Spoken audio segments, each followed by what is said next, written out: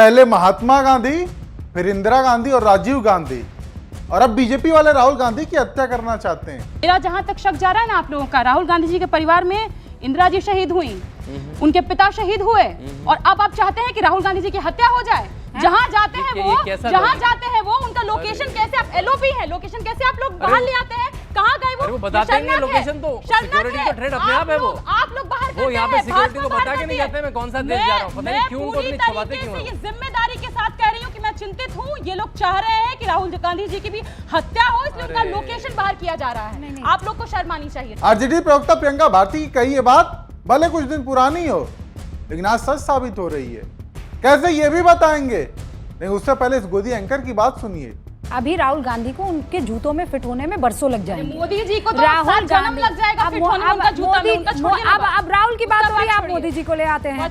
हाँ, राहुल गांधी को उनकी दादी के जूते में फिट होने में, उनके पिताजी के जूते में फिट होने में अभी बहुत टाइम लगेगा। मैडम रूबिका लियाकत कहती हैं कि राहुल गांधी को अभी बहुत वक्त लगेगा अपनी दादी के जूते में फिट होने में, जबकि जो कृत्य इंदिरा गांधी के साथ हुआ, गोलियों से छन्नी कर दिया गया था, ठीक वही धमकी अब उन्हीं के पोते राहुल गांधी को बीजेपी के प्रवक्ता ने सरेआम इसी न्यूज चैनल के डिबेट में बैठ कर दिया।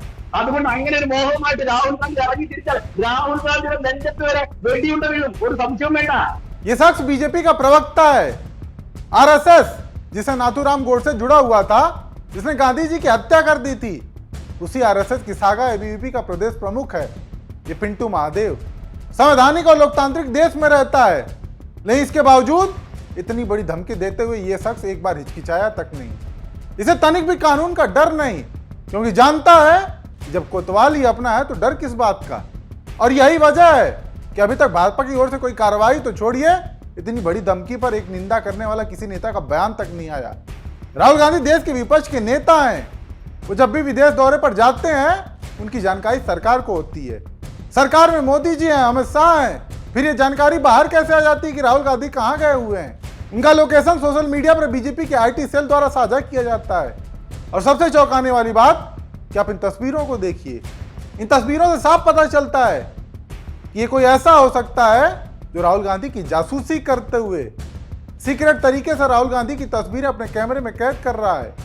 राहुल गांधी स्कूटर चला रहे हैं और कोई गाड़ी में बैठे हुए उनकी तस्वीरों को कैद कर रहा है, और ये तस्वीरों का पता लोगों को कहीं और से नहीं बल्कि बीजेपी के आईटी सेल के द्वारा पता चलता है। ऐसे में राहुल गांधी की सुरक्षा का मसला और भी गंभीर हो जाता है।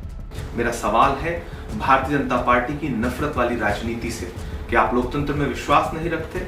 आपका प्रवक्ता, आपकी पार्टी का आधिकारिक नेता टीवी चैनल पर बैठ करके नेता विपक्ष को गोली मार देने की धमकी देता है छाती पर, और आप चुप हैं। मेरा एक सवाल यह भी है कि लगातार नेता प्रतिपक्ष राहुल गांधी जी की सुरक्षा को जानबूझकर खतरे में क्यों डाल रही है भाजपा सरकार? भारतीय जनता पार्टी के सोशल मीडिया के वॉलंटियर लगातार राहुल गांधी जी की यात्रा की डिटेल लीक क्यों करते हैं? राहुल गांधी जी के खिलाफ कौन सी साजिश कर रहे हैं आप? राहुल गांधी जी की आवाज से कितना डर गई है भारतीय जनता पार्टी? मेरा सवाल है देश के गृह मंत्री से और देश के प्रधानमंत्री से कि नेता प्रतिपक्ष की सुरक्षा को पुख्ता करने के लिए आप क्या कर रहे हैं? और आपकी ही पार्टी के नेता अगर टीवी चैनलों पर खुलेआम उन्हें गोली मारने की धमकी देते हैं तो आप क्या कार्रवाई कर रहे हैं?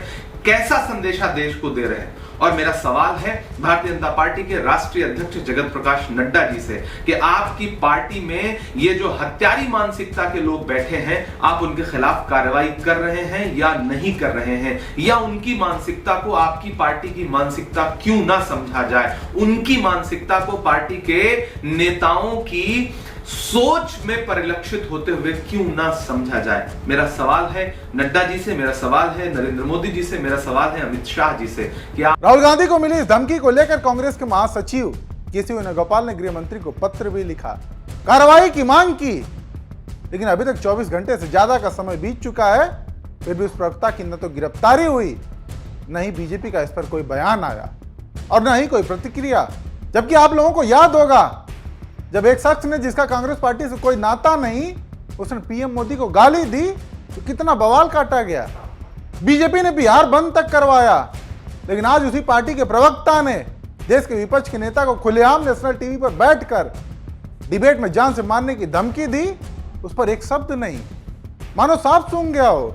ऐसे में तो सवाल उठता है कि अगर राहुल गांधी के विचारों से आप सहमत नहीं हो तो आप उन्हें गोली मारने की धमकी दे सकते हो, तो आम आदमी की सुरक्षा का क्या?